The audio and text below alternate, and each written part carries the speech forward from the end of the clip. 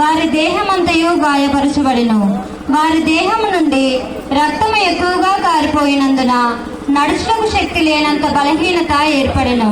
అయినను వారి భుజములపై భారమైన శిలవమ్రాను మోపబడెను. ప్రతిసారి పడుట యొక్క ఫలమును చూచి నేను పాపములో పడకుండా నన్ను కాపాడండి.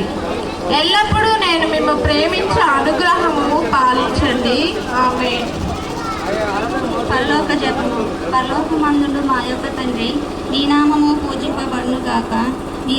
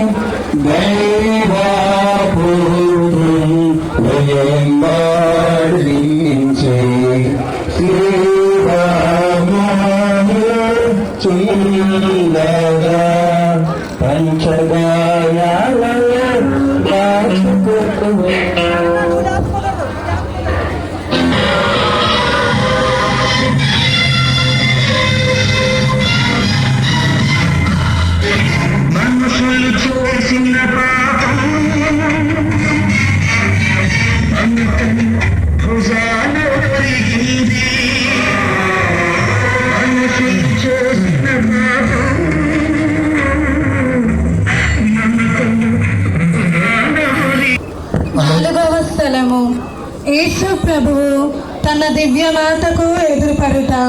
యేసు క్రీస్తువా మేము ఆరాధించి మీకు స్తోత్రం చేయుచున్నాము. యేసు ప్రభువు తన దివ్యమాతకు ఎదురుపడిన అనుభవించిన దుఃఖమును గూర్చి ధ్యానించుదుముగాక. ప్రార్థన.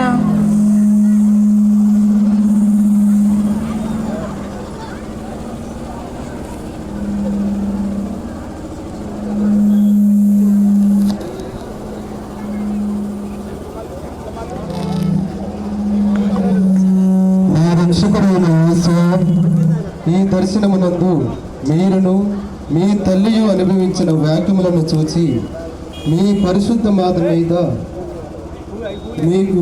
మీద నాకు నిజమైన భక్తిని ప్రేమను పుట్టింప కరుణించండి.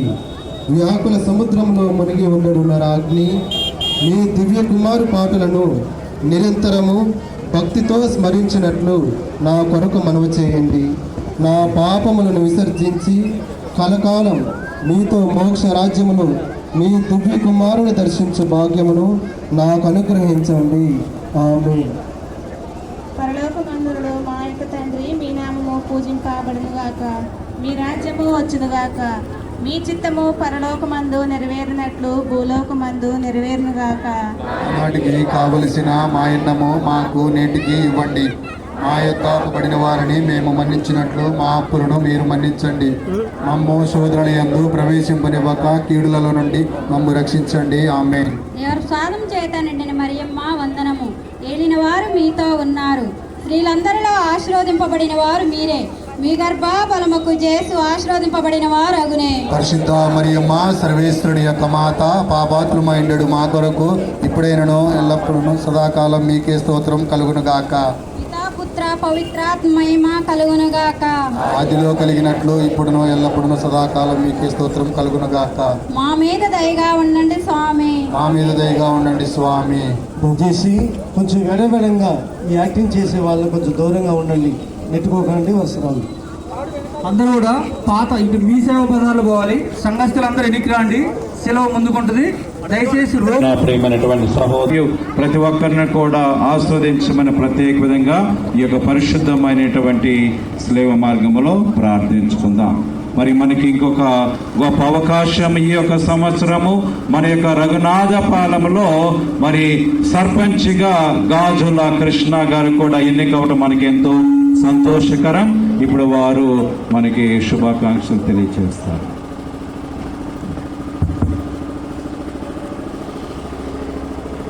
ఈనాటి మన ఫాతిమా మాత ఇంత చక్కటి శిలువ మార్గాన్ని ఏర్పాటు చేసినటువంటి ఫాదర్ గారికి ప్రత్యేక ధన్యవాదాలు.